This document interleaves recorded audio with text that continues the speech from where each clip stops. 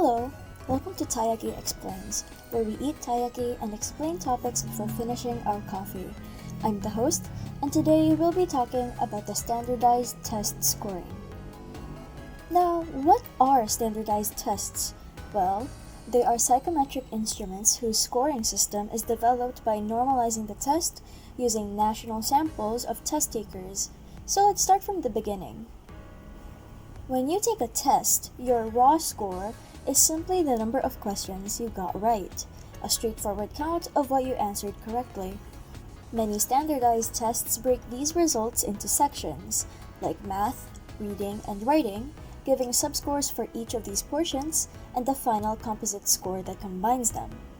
This helps identify strengths and weaknesses instead of just giving one big number. Scaling is what makes these scores comparable with each other.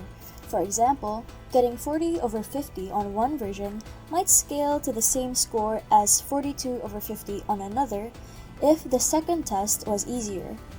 This process, often called equating, ensures that a harder test doesn't punish you unfairly and an easier test doesn't give an unfair advantage. But how do we ensure that? Well, we check the test validity, reliability, and difficulty.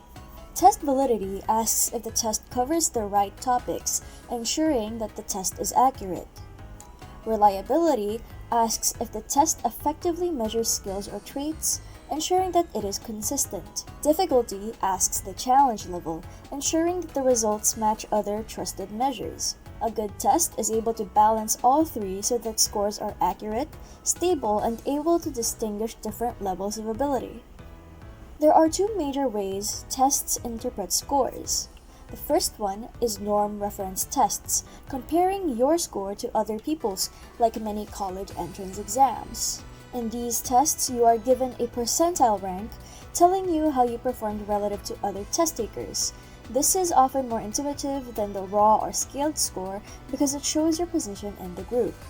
For example, if you are part of the 90th percentile, you scored higher than 90% of people. But if you are at the 50th percentile, you are at about average. Next are criterion reference tests. These measure whether you met a fixed standard, like proficient or advanced, regardless of how others did. Standardizing also involves centering the scoring formula to assure that a likely score distribution describes a normal curve when graphed. A normal curve looks something like a bell, where it has one big arch in the middle. This peak in the middle is the average score, meaning that criterion reference tests often assume that more people will achieve an average score as compared to extraordinarily lower or higher scores. That is all for this episode.